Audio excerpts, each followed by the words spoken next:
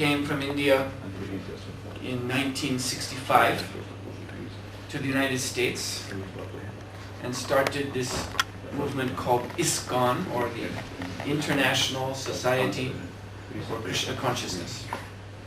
And this movement spread from New York to San Francisco to Los Angeles, and then beyond the borders of America to Europe, and now it is a worldwide movement. So Srila Prabhupada published 60 books which he wrote, composed after his arrival in America. And he came to America at age 70. So we are trained, I'm trained as his disciple in the Vedanta philosophy. And we are trained in a very, I don't like to use the word orthodox, but orthodox, it's an appropriate word. Ortho means correct, dox means doctrine. So what I'm going to present to you is actually the correct traditional understanding of Vedanta. I have to say this because you can go to a library or a bookshop and you're liable to see many titles about Vedic philosophy or Vedanta, Indian spiritual ideas.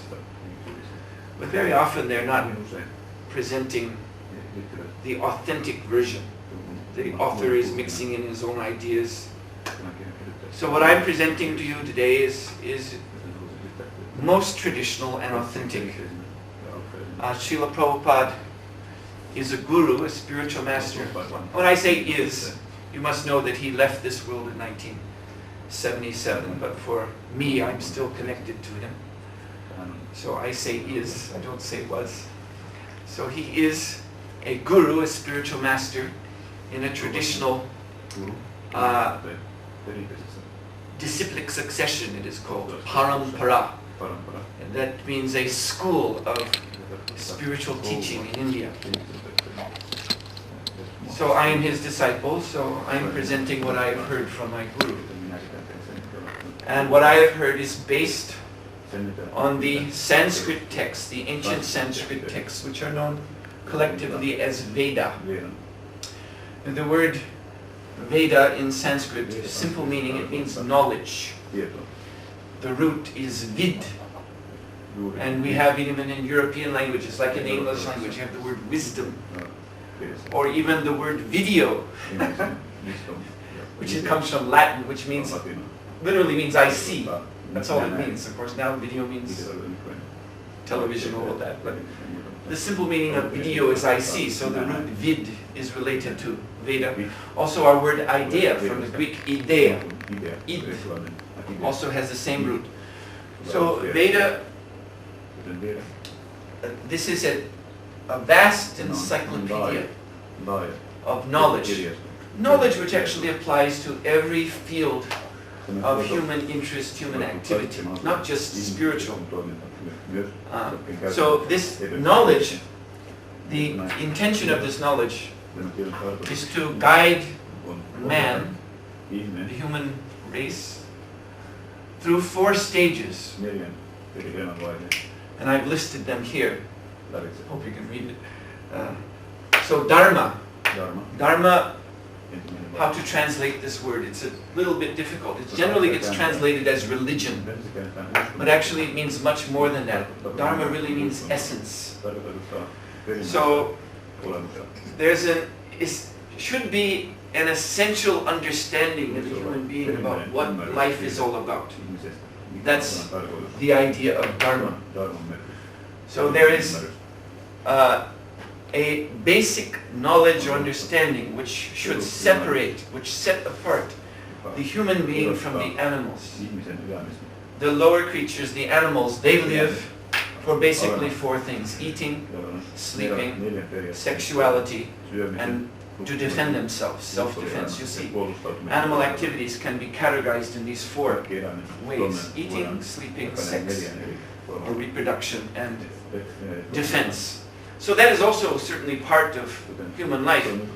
But There should be something that sets us apart, that differentiates human beings from lower creatures, and this is dharma, which I said is often translated as religion, but it means something more than just faith or belief. It actually means an understanding. And so this is the first level that we should come to from Veda. And then Artha. Artha means goals in life. And this includes also the typical goals. You get married, you have family, all of that is there. Earning, we should have economic well-being, maintain a household, all of that one should be able to do, but in harmony with Dharma. In other words, one's life activities should be guided by this Vedic knowledge and should be guided by religion and morality, and in this way one is keeping to the definition of human life. Then kama means the satisfaction of desires. We all have desires. It's not that they should be suppressed, they should be satisfied, but also in harmony with everything before. Then finally, the last stage is moksha. Moksha in Sanskrit means liberation. And this isn't political liberation or anything like that. This is spiritual liberation, the liberation of the soul from, there's a word, samsara. Samsara loosely means material life. Literally, it means the cycle of birth and death. The flag of India, in the center of the flag there's this wheel, and that is sometimes said to represent the turning of repeated birth and death. So the souls of this world are caught in that cycle of samsara. So moksha is the stage of liberation, where the soul is released from birth and death and enters the spiritual realm.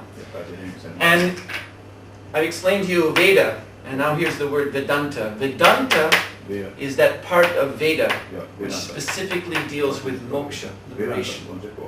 The word Vedanta has the word Veda in it. You see that. But Veda Anta, Anta means end or conclusion. You see, this is the conclusion of Vedic knowledge, which carries us through Dharma, Artha, Kama, Moksha. So what I'm going to be presenting to you today is specifically oriented to this, the liberation of the soul. So that's my introduction, so that you know what I mean when I use the word Vedanta. And as I said, this is the actual authentic explanation of Veda and Vedanta that one learns when one is in such a bona fide school of Vedic doctrine. Now, we're talking about today psychology. Psychology as it is presented in the Vedanta. And what I really would like you to, what I really hope that I can accomplish today is to show you that a certain knowledge and a certain activities before us, and we are making choices. So this is given by Paramatma. Paramatma is the witness of our karma. Karma means activity, in basic, simple meaning. But activity has a reaction. That's a physical law. For every action, there's a reaction. So right now, we are here in this life as a result of things we have done before, previous karma. In this present life, we are acting, and we are creating more karma. So Paramatma is the witness of that karma. He is the overseer. He is the protector. And he is the permitter of what we do. And we can experience him as conscience, this word, conscience. We have this moral sensitivity inside of us. We're about to do something that is harmful to someone else or harmful even to ourselves. And there's this kind of, for some people it's even a voice, or at least a sense that this shouldn't be done. We shouldn't cross this line. And again, then we have a choice. We can cross the line or not. So this is the Paramatma. And as the overseer, in this sense, it means also in this body that we have. Of course, people, they identify with this body. People even think I am the body, but there's so much going on in this body that we're not aware of. We eat, food goes inside, somehow it's digested, nourishes all the tissues and organs of the body. We don't know how this is going on. Our heart is beating at every moment, we're not thinking about it. There are all kinds of neurochemical things going on in the brain we're not aware of. So there is a superior order of consciousness that is overseeing all that on our behalf, and that is Paramatma. So here is Atma and Paramatma. Now the Atma is surrounded by a field, we can say, of subtle energy, fine energy, which in Sanskrit is called the Linga Sharira, which means the mental body. And so now we're coming to psychology. So this mental body has three aspects.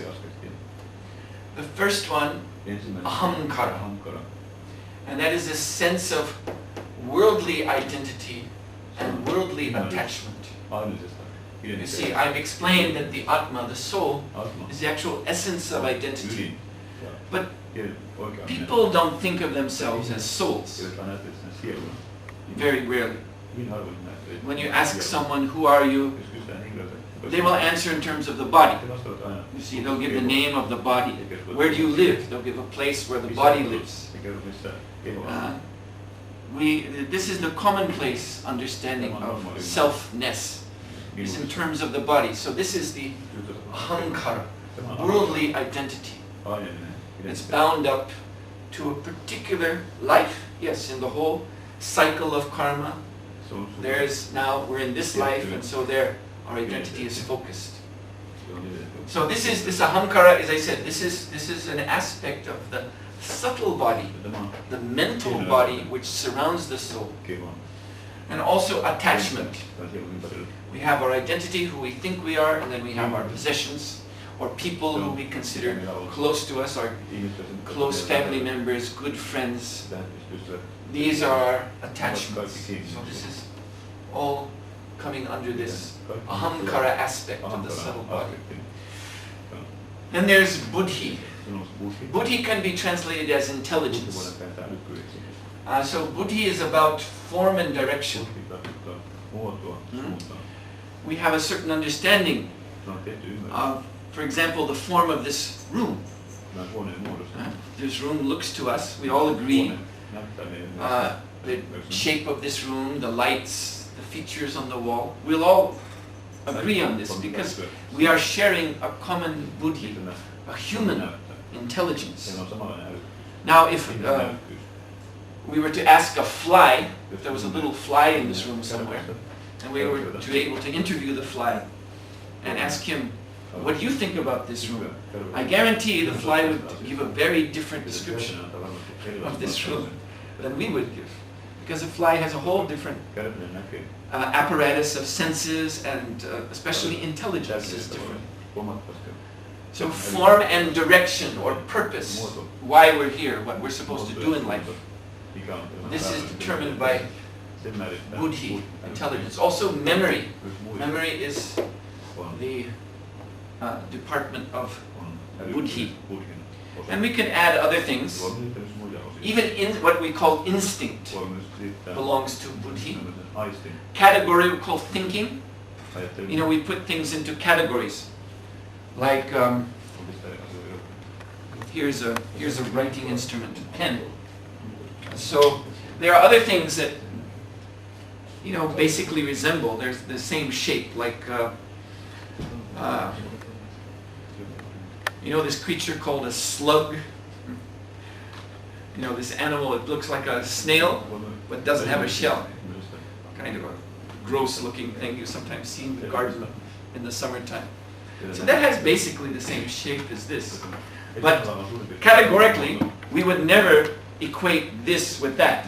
You see, you'd never pick up a slug and try to write with it, even though they're the same shape.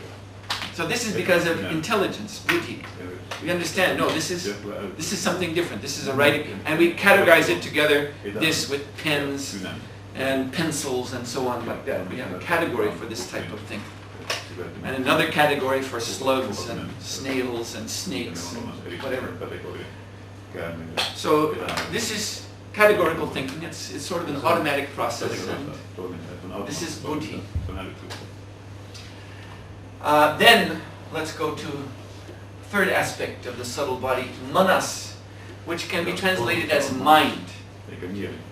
And that's sort of an interesting distinction between mind and intelligence. That's often not done in the West. In the West, they kind of confuse the two. They don't know where to differentiate between mind and intelligence. But I'm going to explain to you the distinction that we have in the Vedanta. So this manas or mind, it's all about taste. Now, I don't just mean taste on the tongue. I mean associated with all of our senses, because all of our senses are feeding into the mind. Therefore, the mind is also called the common sense. Common sense. People say, use your common sense. What does it mean? It means use your mind.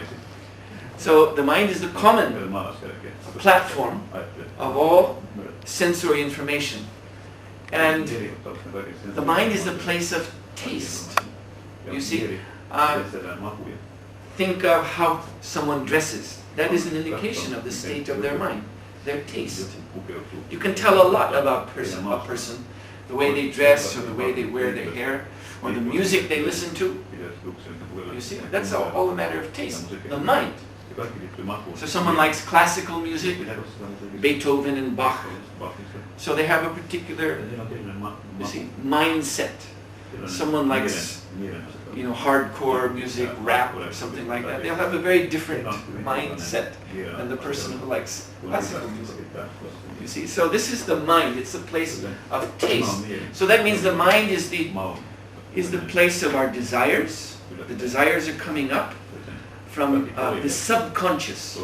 And subconscious is known in Vedic psychology by the name Karana. Karana Deha means the causal body, or the root of the mind. It's the cause of both mind, mental body, and even physical body. It's a kind of cellar, basement.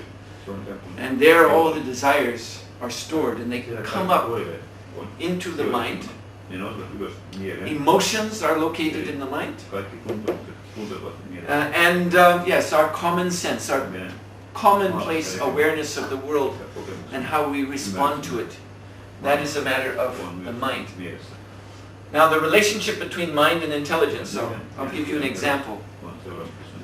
Suppose, of course now you're coming into cold season, but suppose it's a hot day in the middle of July. I suppose sometimes you get hot days up here once in a while.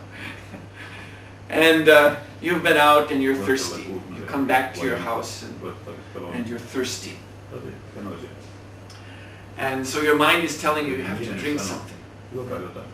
So you're looking around for something to drink. And let's say a friend, a family member has left a bottle out. And you're just looking, you just see the bottle and it looks interesting. A bottle with some liquid. The liquid kind of looks to you like something you could drink. So you go over and you pick up the bottle. And actually, because you're very thirsty, you're just about to put the bottle to your lips. So what I've described to you is all mental action. This is the mind and the senses working together. The senses are just the outposts of the mind. So what I've described to you so far is mental action. But then something catches your eye. You see there's a label on the bottle. There's writing. Now, writing, language, this is not something that is obvious to the mind itself. This is where the intelligence comes in, the intellect. So you read this, and the label says, do not drink this, this is poison. So immediately you put it down. This is the buddhi overriding manas. You see, the buddhi steps in and says, no matter what your desire is, no matter how much you're attracted to drink this bottle, don't do it, because higher order knowledge says if you drink this, you'll die. So this is an illustration of one illustration of how buddhi and manas work together. Another would be you're listening, you hear some music. You've never heard this music before. You don't know who did it, you don't know where it's from. But hearing it, you like it. You see, say you're walking by and you hear some music coming out of the room, and it stops you. You stop out there and you just start listening to it. Well, that's pretty nice. That's manas. That's the mind. You see, then, as you're listening to music, you start to wonder, I wonder who did this music, what group, where they're from. Are they from Europe? Are they from America? From Africa? Where is this music coming from? That's buddhi. You're inquisitive. You want to know more. You want to go in the room and ask the person, hey, where is this music coming from? Then, after having found out, that it's a new CD from some group somewhere, then you start to think, I'd like to have that. I'd like to buy it so I can have it myself. Ahankar. You see, identity and attachment. I want it for myself. So this gives you a nice insight into the relationship of these three features of the mental body. So then, in this mental body, there are three functions, psychological functions. And here I've given the fancy, at the top here I've given the fancy from modern psychology, at least in the English language. These are the terms. Fancy title, fancy label. Cognitive, affective, and conative. And underneath, in parentheses, I've given the more common term. Cognitive means thinking, affective means feeling, and conative means willing. So you can see I've drawn arrows from affective, which is in the middle, to the other two. That means that the affective or feeling aspect of the mind is the strongest. And the other two, the thinking and the feeling, they tend to come under the control of our emotions. So we as human beings, we are more than anything else, we are emotional beings.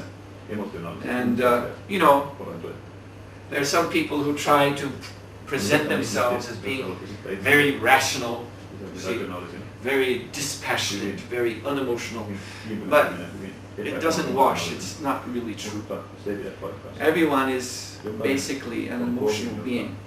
I think of one famous German philosopher of the 19th century, the 1800s. You might have heard the name. His name was Schopenhauer. And he was one of the first European philosophers to be interested in ideas coming from India, the Vedanta and Buddhism. And so the philosophy that he wrote was very influenced by that. So Schopenhauer was, of course, he's trying to present himself as an intellectual, but he was really a very, very emotional person, as all of these philosophers are. And in Germany, in the apartment building where he lived, he had one neighbor, a woman, who for some reason, she irritated him very much. He didn't like this woman. And I don't know why, I don't know the full story, but I do know that one day he got so angry with her. She was on the stairs and saying something to him. And he got so furious that he pushed her down the stairs. And she fell down the stairs, and after that she couldn't walk. And so there was a court case. And he was ordered by the court to pay her support for the rest of her life. And he didn't like this at all. And this is all known from his diaries. He used to, he would write in his diary. Then finally, sometime after this accident, and after he had to pay for a while, she died. And in his diary entry, he wrote something to the effect like, "Good news, the bitch is dead." So this is a big philosopher, you see, a totally emotional person. So this we should admit about ourselves. This is very the good beginning of healthy psychology, to admit the role that emotions play in our life. So I want to, having said that, I'm going to be looking more at the cognitive side, because that is generally what people are very interested in to understand when it comes to psychology. So I want to explain this thinking. So thinking consists of the interplay of three powers: perception, logic, and intuition.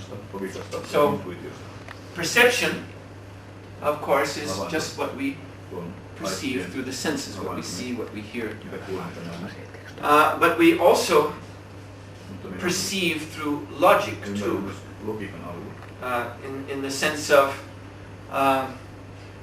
you may be in your room and you hear a voice from outside the door is closed. You hear someone, a friend, sounds like a friend's voice, he's calling you. Now, that, because you don't see your friend through the door, that could be someone with a tape recorder, just tape recorded your friend's voice and is playing it. And they want to trick you, they want to get you to come outside, maybe beat you on the head or something. So, but you call to your friend, you say, oh, what do you want? And then he answers. So you're having a conversation with him through the door. So logically you have to conclude that he's there, even though you don't see him. So you see, through logic we also perceive. Also in science there's this, you've all heard the term electron. You see, electron is a type of what they call subatomic particle. And this is, well established in modern physics that there are electrons. No one has ever seen an electron. Electron has never been seen by anyone. But logically it exists, because they do tests. And so they come to the conclusion that there must be something, a little speck of energy, and we'll call it an electron. It behaves in a certain way, and therefore electron is different from a proton or a neutron. In this way they see those things, not through their eyes, but through logic.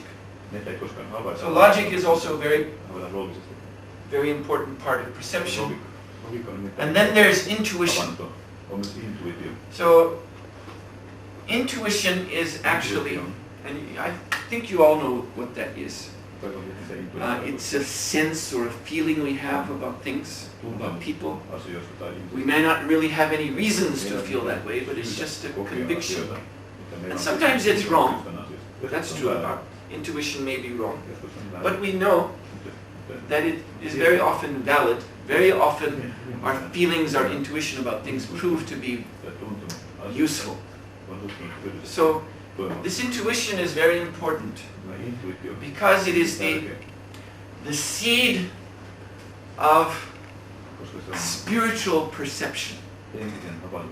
This, coming back to, I told you about Vedanta. Vedanta is the teaching of liberation. So in Vedanta there is knowledge and there is also practice. There is yoga. Yoga means a spiritual practice for elevating our consciousness, rising our consciousness to the spiritual platform. And what this is all about is the development of intuition, the purification of intuition, so that we, as the intuition grows, we're actually developing spiritual senses, spiritual mind, spiritual intelligence, and our real spiritual identity. All of that comes through the development of intuition. So this is very important in Vedanta psychology, to develop the intuition, to perfect it. And so there is a whole spiritual process for that. I've also put here dreams. People are interested in dreams, to know what they are. So I thought I would explain to you today how the Vedic psychology explains dreams. So consciousness originates with the soul and passes through the mind and comes to this Sthula Sharira, the physical body, and beyond that we see the physical world. So this is our present experience, our consciousness. And this is an interesting difference to note between this Indian or Vedic way of viewing our perception. In the Indian way, the consciousness is coming out. Generally in the Western version, Western explanation, it's like things are coming in, you see. But in the Vedic explanation, no, consciousness is going out and coming in touch with things. You see? And in this way, we are aware. So, when we're awake, as we are now, then our consciousness is going all the way out and connecting with the physical world around us. When we're sleeping at night, when we're in our bed, when our eyes are closed, our senses have pretty much shut down. So our consciousness can no more reach the outer world because the gates of the senses are closed. So the consciousness instead engages with the memory. So dreams are basically memories which are stored in the buddhi, in the intellect. And the interesting thing about that is that it's everything we have ever experienced is stored there. Not just in this life, but in all the lives we've ever had. That there's a vast, the example is of a film, you see, a roll of film, but this roll is endless, and there are endless impressions. So at night, and these impressions are stored in the subconscious, the basement of the linga sharira. So at night, the intelligence goes down into that basement, that subconscious, and drags up all these memories. And then the mind is just assembling them. Mostly it's willy-nilly. And so dreams tend to be rather bizarre. They have their own strange logic, which from the waking point of view is sometimes very humorous, sometimes very ridiculous. So, for example, to explain this combination, you may, in your dream, see a golden mountain.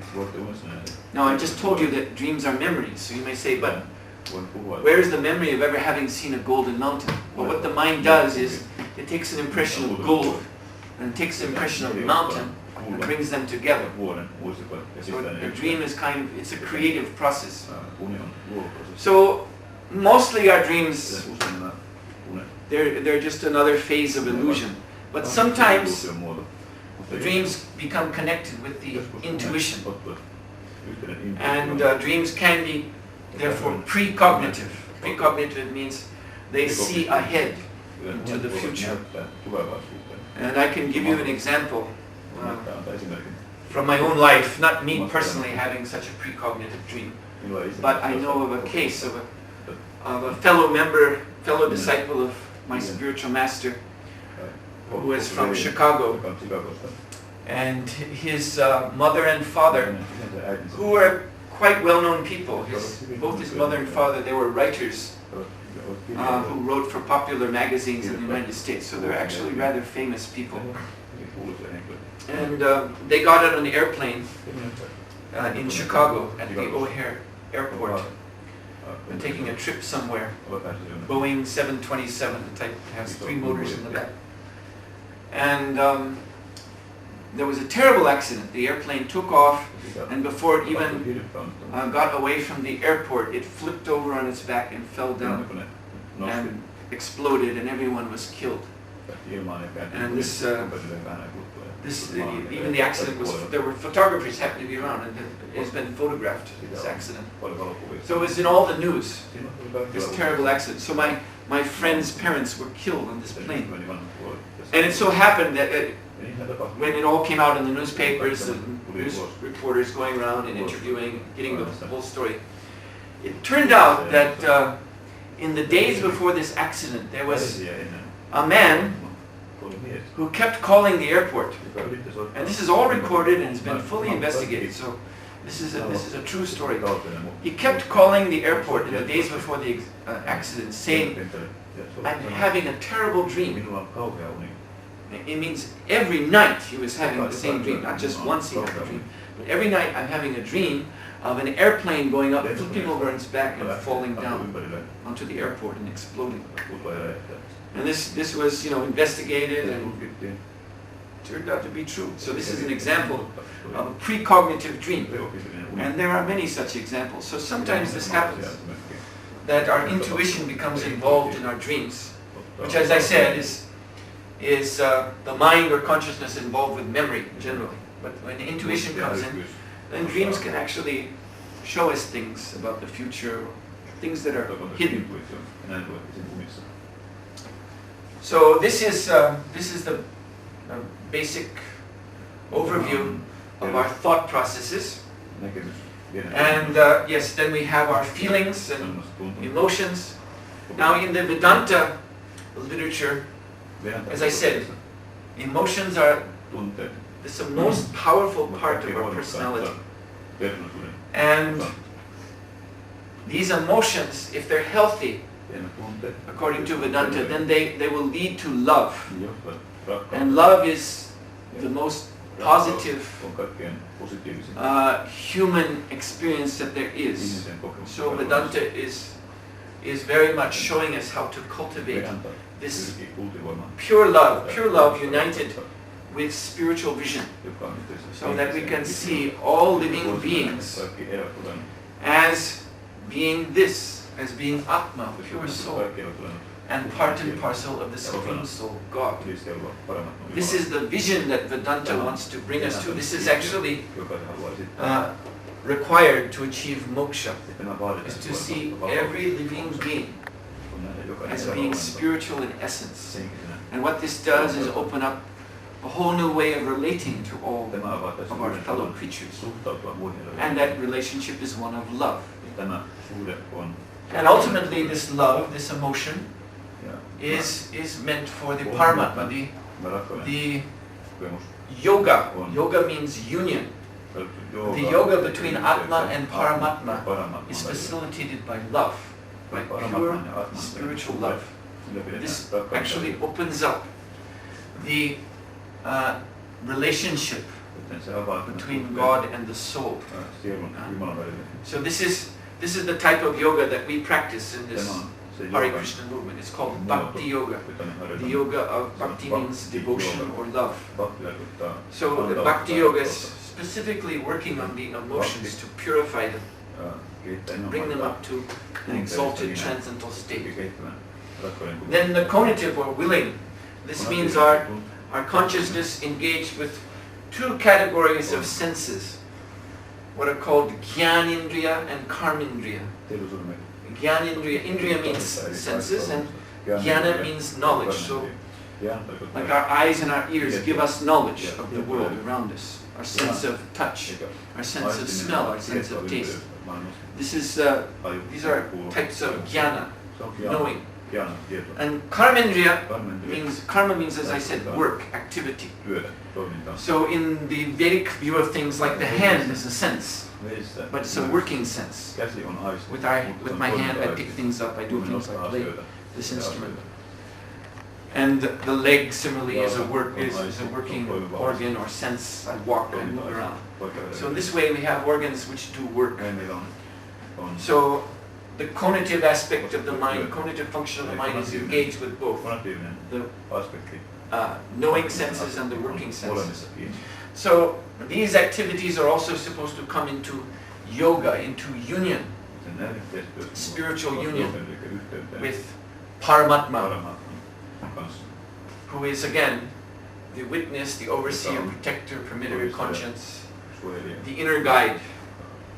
So if we can come to this stage, our main Vedanta scripture is Bhagavad Gita. So at the end of Bhagavad Gita, this book is spoken by Krishna. We have, I think we have, do we? I don't know. I wish there was a Bhagavad Gita there. Good show. But this is the most important of the Vedanta scriptures. And at the end of the Bhagavad Gita, Krishna, speaking to his disciple Arjuna, is stressing how we have to surrender completely to the Paramatma. That means surrender in all these phases, in our thinking, in our feeling, and in our activity. And that is the perfection of yoga. So now I want to conclude by coming to the end now. This is the two directions of knowledge, which is good to know. Aroha, avaroha. Aroha means ascending, going upward, or exploratory. I am trying to figure things out. I am trying to understand by my own research, by my own investigation. Avaroha means descending. Means knowledge is coming down to me by the grace of persons in a superior position. They have superior knowledge of things, and they're letting me know what is what. So this is the University of Lapland, and this is actually what goes on here. Is students enroll, and they sit in classes, and they receive knowledge from their teachers. So this is called avaroha. Now we need both in our life. Both types of knowledge are necessary. But of the two, the avaroha, the descending knowledge by grace, is most important, and is especially important in spiritual life. This is why one should have a guru, a spiritual master, and learn these truths from him. And in this way, by this descending process, we can come to know things which are beyond our present understanding. They're beyond what we can see, beyond even what we can think of, but we can still come to know them by this descending process of knowledge. So this Vedanta, it particularly depends on this process, this direction of knowledge. Avaroha.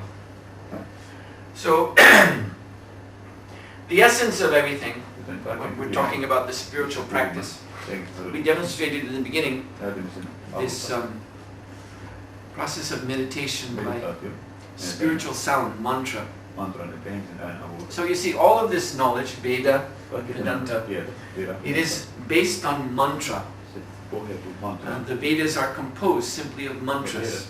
Mantras means sounds or vibrations.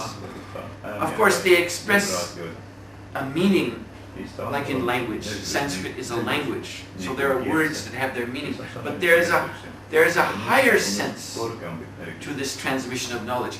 The quality of the sound itself is removing our ignorance, removing the ignorance that covers our minds. So this chanting that we do, we're going to end this program also with chanting of the Hare Krishna Maha Mantra. This is essential to the process that I'm talking about. That we have to tune our consciousness in to this pure spiritual vibration, mantra. And this will remove the ignorance that covers the soul, so that we can have direct insight into these truths. And this mantra, the mantras are what are coming down, this avaroha, descending process. We receive these mantras by the succession of gurus. They're giving the mantras purely. And so when we hear and chant, then this has this purifying effect upon us. This is essential to this process of knowledge I'm explaining today. You see, unless we receive the mantra in the right way, it will not have that effect. If one just makes up some sound vibration and says this is a mantra, or even takes a mantra from the Vedas but not receiving it from Guru, then it is just an ordinary sound, just a material sound. So this is the significance again of this descending process, this linking to the higher order of consciousness. Alright then, I'm going to stop. This has been a basic overview of psychology as it is presented in the texts of the Vedas. And as I told you in the beginning, what I presented today is very orthodox. It's the real thing. So if you have any questions, please feel free to ask them now. Yes? I'd like to know if these words you wrote there, how does this Krishna, do they have any certain mathematical or sacred geometry understanding for these things? I mean, if this resembles me of this, for example, here, original people, they have this hat of 4 winds, and I think they relate to these words. And yes. As I said, the Vedas are a vast encyclopedia of ancient texts in the ancient Sanskrit language, which cover all aspects of human knowledge, or the knowledge that we need to function in this world as human beings, as well as go on out of this world to higher levels of higher dimensions of experience. So in the Veda, you asked about geometry and architecture. So there are different Vedas, you see, like different chapters, different books. And one is called the Stapana Veda. So there you have the ancient geometry and architectural science, and what is also called Vastu. You may have heard from China, there's this Feng Shui, which is a type of understanding of how to set up a room, how to set up a house so that you get proper vibrations. So in the Vedas, this is known as Vastu, and that is all in the Stapana Veda. And the interesting thing is that there is a mathematician named Seidenberg who has studied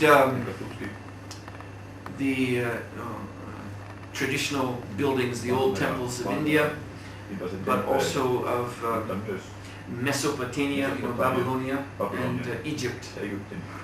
And he has proven, he's done all kinds of mathematical calculations, and he's proven that all of these structures are based on the same conceptions of geometry, that there is a kind of spiritual geometry that is common to all of these ancient cultures.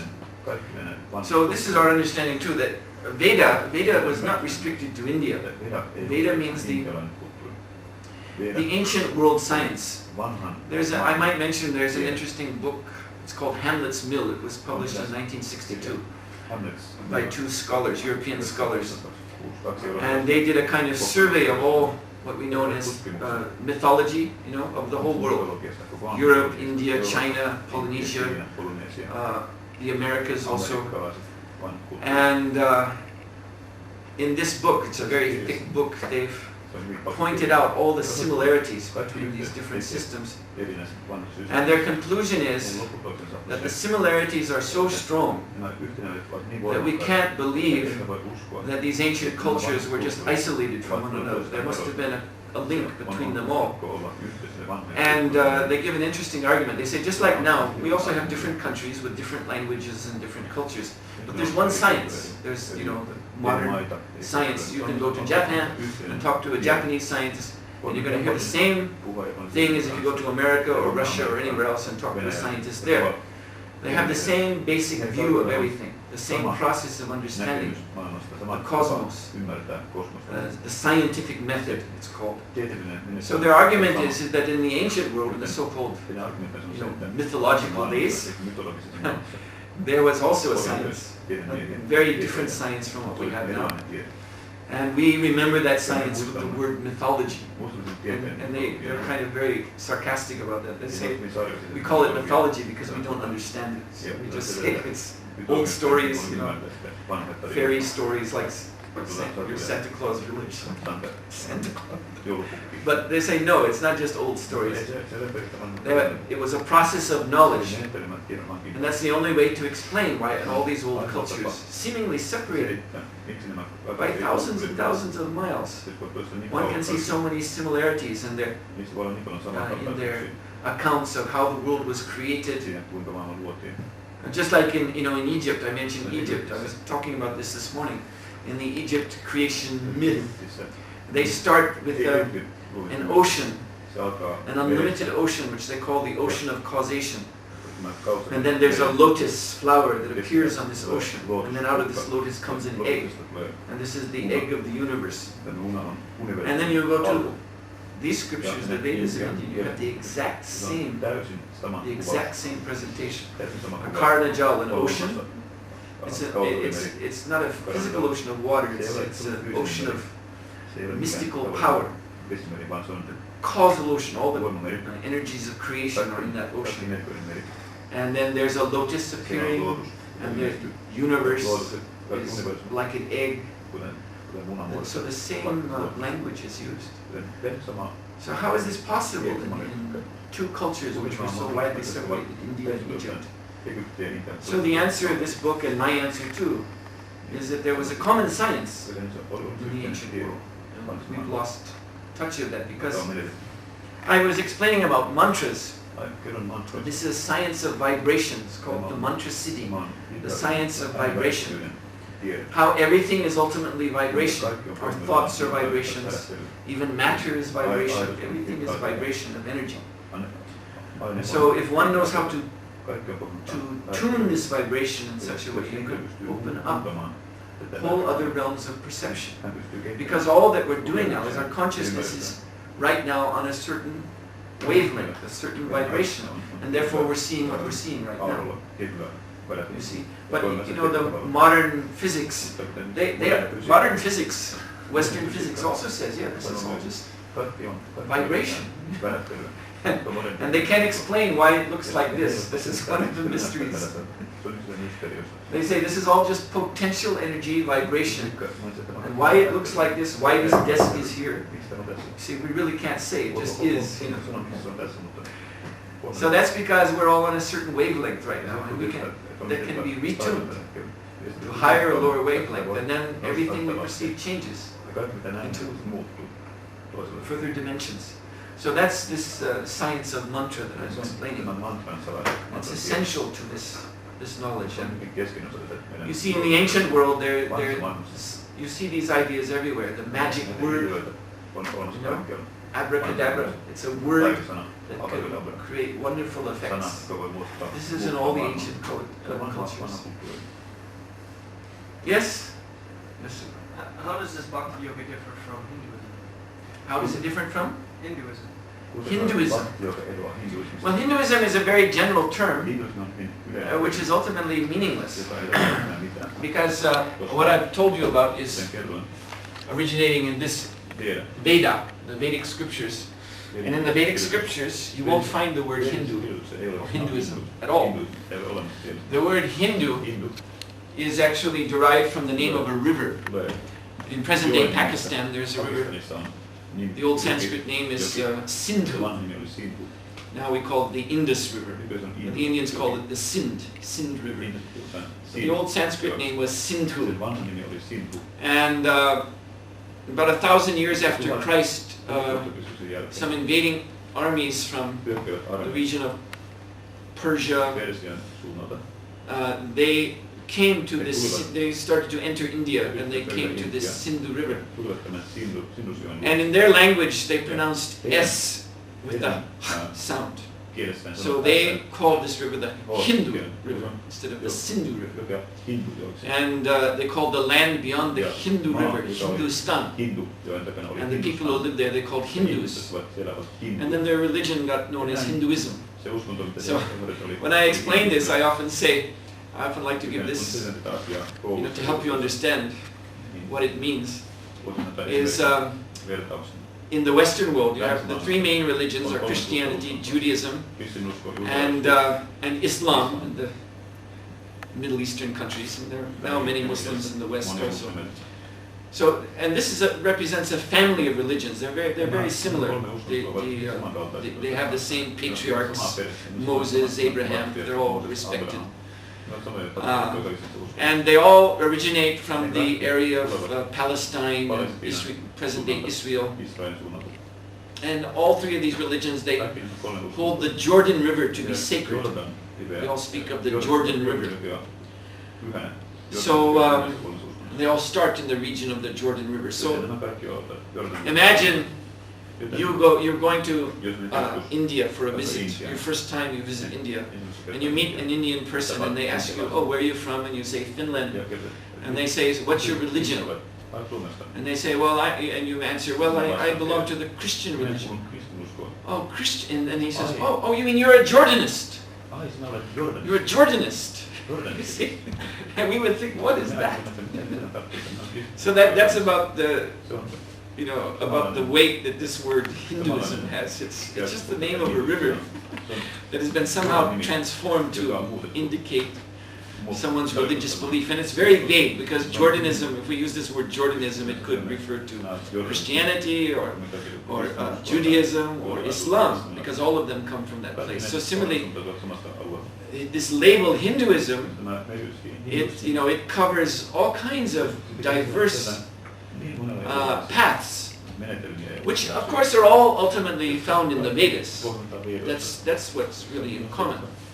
But there's people who worship Shiva, there are people who worship Durga or Ganesh or different gods. So Bhakti Yoga belongs to, we can use this term, Vaishnavism. The root of this is Vishnu.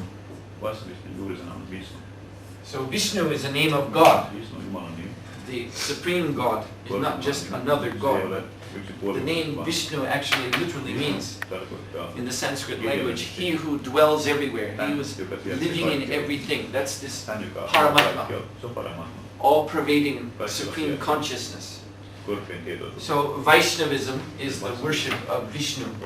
And so Bhakti Yoga is the yoga for coming into relationship or realization of Vishnu or the Paramatma. So it is a specific doctrine within all of the teachings of the Veda. So in the Vedas, as I said, there are many other paths, and they appear in what today is called Hinduism. Different paths of yoga, different paths of dharma, religion. So what we represent is Vaishnavism. And Vaishnavism, the Vishnu doctrine, is very much, you see here in Vedanta. In India, there are 5 orthodox schools of Vedanta. And one of them was started by Shankaracharya. He's a well-known name. But he's coming in the line of Shiva. The other four schools are all Vaishnava schools. They're all coming from the line of Vishnu. And so my teacher, my guru, he's representing one of these schools. And yes? Is Vishnu and Krishna, are they the same thing? Yes. Krishna means all attractive. So Krishna is the intimate side of Vishnu. Vishnu, you could roughly say it's something like Almighty God. You see, the God who is pervading everything, supporting everything, ruling over everything in that sense as the supreme consciousness. But this supreme personal consciousness, just like every person, has an intimate side. And that is addressed as Krishna. Krishna means all attractive. So this is particularly where bhakti or love and devotion is aimed at this aspect of God, the Supreme Being, the intimate, loving side. Krishna. Yes? Sorry, so many questions. What is the other side of Krishna that was urging Arjuna to fight? Oh yes. Well, the Bhagavad Gita, which is Krishna's teachings to Arjuna, the Bhagavad Gita was spoken on a battlefield, which is, the place is still there in northern India, called Kurukshetra. So, in the Bhagavad Gita, in that text, Krishna says when he appears in this world, then he appears to Paritranaya Sadhunam in Sanskrit, those who are Sadhu means saintly or pure. Those who are good people, his mission is to bring them up. And vinashaya chajushkritam, those who are bad people, who are on the wrong path, who are, you see, if they gain influence and power, they will ruin the world. So he says there that his purpose is to remove them from the scene. This is he automatically accomplishes by his appearance. So this Kurukshetra war was to that end. It's a whole story. There's a larger text called the Mahabharata, in which the Bhagavad Gita is one chapter. So the Mahabharata gives the whole history of one great royal dynasty in India 5,000 years ago. And they were divided in this way. There was one side which was very political, very power hungry, and they wanted to gain power by any means necessary. And the other side, including Arjuna, Krishna, and his brothers, they were all devoted to Krishna. They were very pure, saintly persons. They were not interested in power, in world conquest or anything like that. But Krishna wanted them, he wanted them to assume the authority, the throne in India at that time. So therefore, that war came to pass. And Arjuna didn't want to fight. In the beginning of Bhagavad Gita, it opens with Arjuna looking out because the other side is his own family. You see, because it was one big royal dynasty. So on the other side were young men that he grew up with. His own teacher was on the other side. The grandfather, the patriarch of the whole dynasty was on the other side. And seeing that, because he was a good man, his heart became very soft. And he turned to Krishna and said, I can't do this. I'm sorry, I can't do this. So Krishna spoke this Vedanta philosophy. You see, the Bhagavad Gita has multiple purposes. So one purpose, you can say the historical purpose in a sense, was Krishna's convincing Arjuna to fight. Krishna telling Arjuna, no, there's a higher purpose to this war. So don't let your sentiments get in the way, because all political attempts at solving the problem peacefully had already been done, and it was, there was just no chance. The leaders on the other side were not going to compromise at all. So the last resort, this is also Vedic, that the last resort of policy, the very last resort, that's when you can pick up arms. There's also a Veda called Dhanurveda, which means the science of the military arts. And all the martial arts and these things. Martial arts, that also comes from India originally. Chinese martial arts were brought to China by Bodhidharma, who was a Buddhist prince, member of the Kshatriya warrior class of India. So this is also Vedic too, martial arts. So that's the last resort. You have 4 stages of polity, and if they don't work, the first 3, then the last one is called Danda. Danda means the stick. So the Bhagavad Gita is spoken in that situation. There was no other policy possible except war. And of course, another thing I just want to explain a few things. It's not like war today. The war in those days was also like, it was a ritual sacrifice. Those who were warriors, they were trained. There's a particular class called the Kshatriyas, and they were trained in nobility, and there were all kinds of rules that they had to follow. It was a very, very formal thing to fight in battle.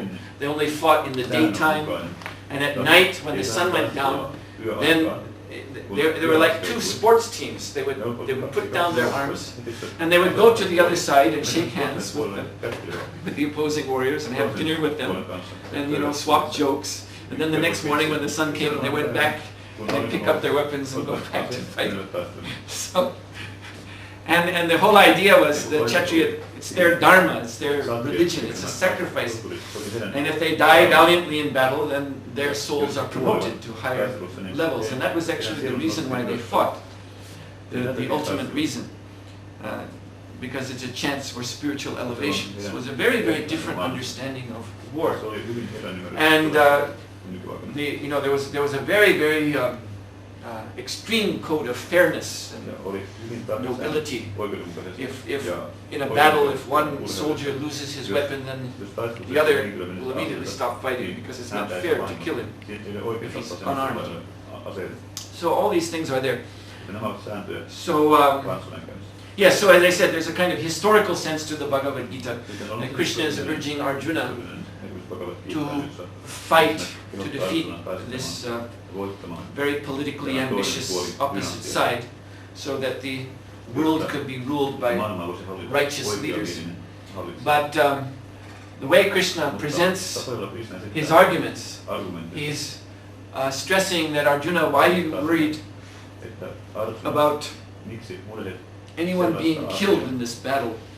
You're worried about people you've known your whole life being killed, but don't you understand that they're eternal, they're spirit soul. The body is in any case going to die.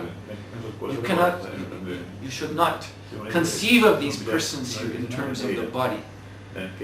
That is unworthy of you. You should understand that they're eternal spirit soul. So the message of the Bhagavad Gita, it transcends simply this particular battlefield. It becomes a universal teaching of spiritual knowledge.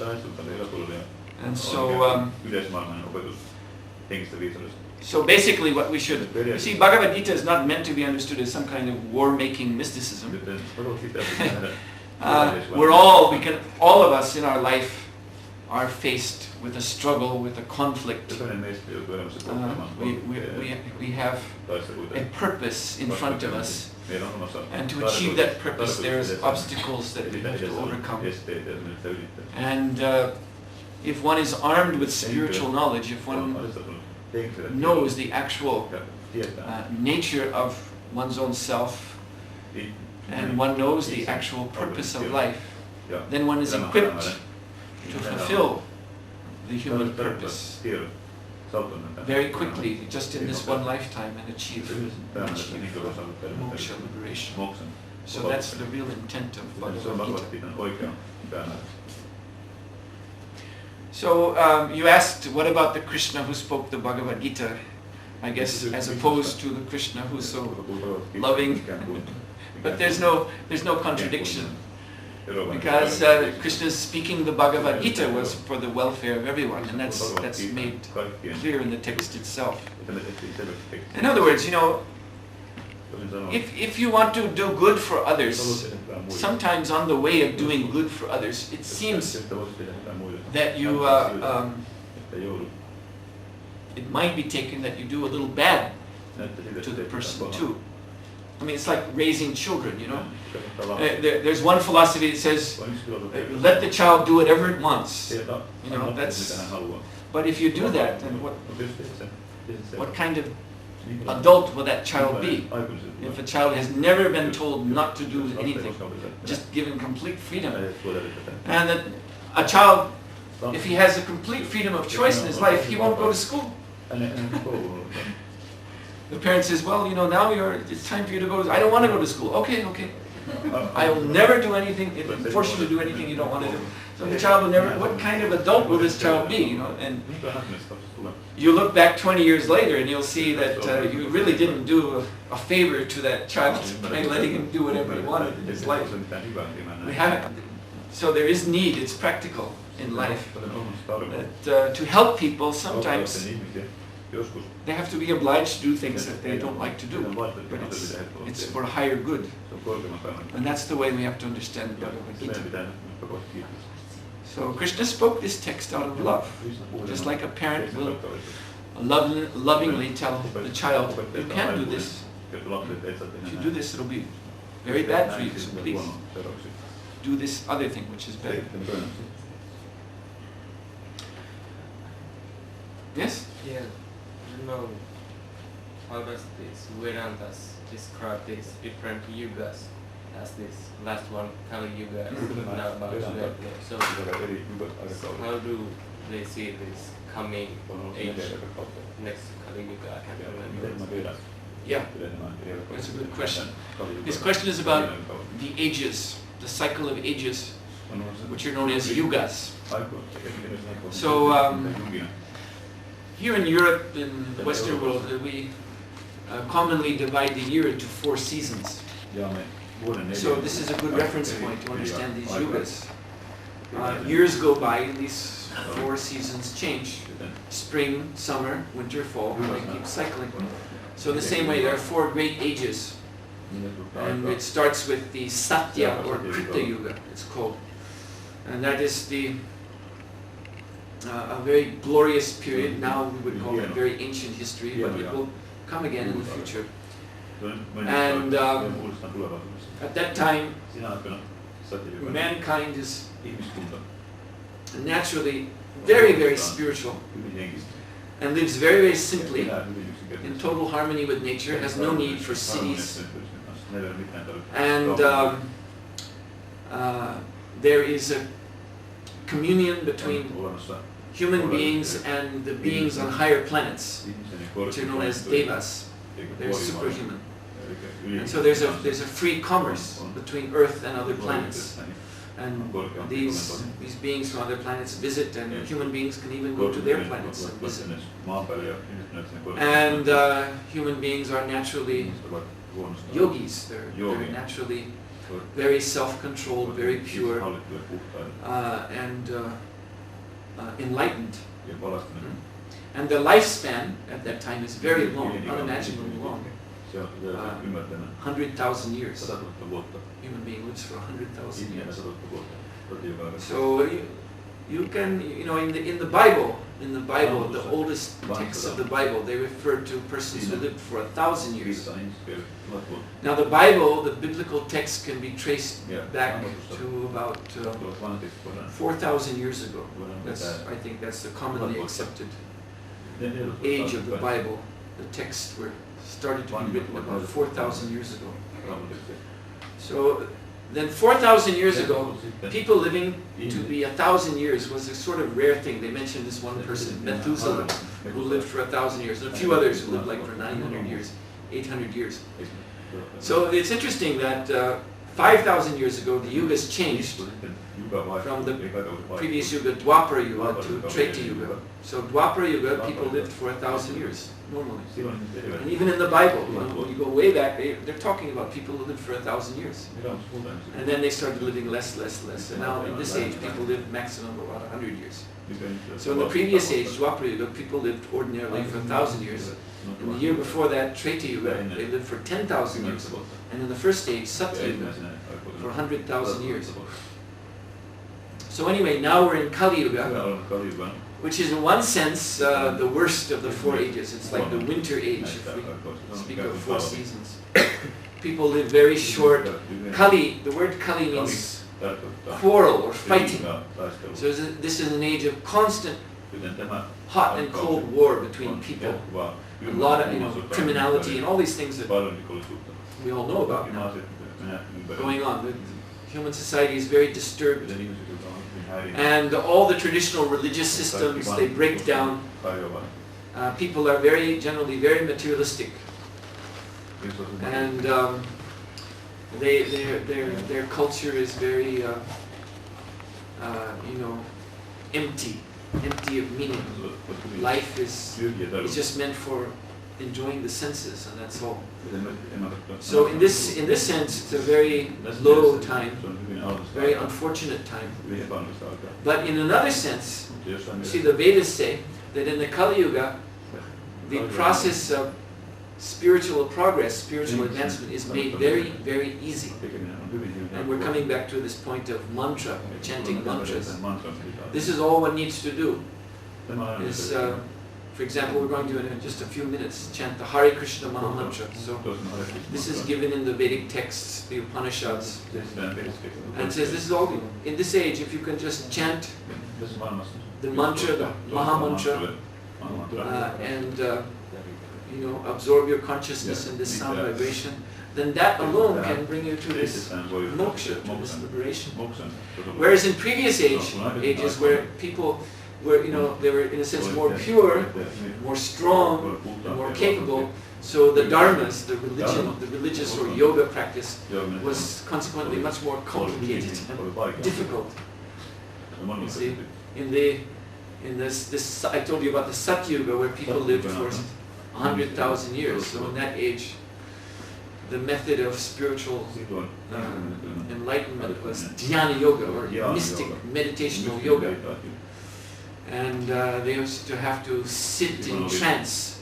Just sit down in a yoga posture and meditate, suspend all the functions of the body, focus the mind completely so there are not even thoughts passing in the mind, and sit like that. And, not for 15 minutes, not just for one day, not just for 1 week, but for years and years and years.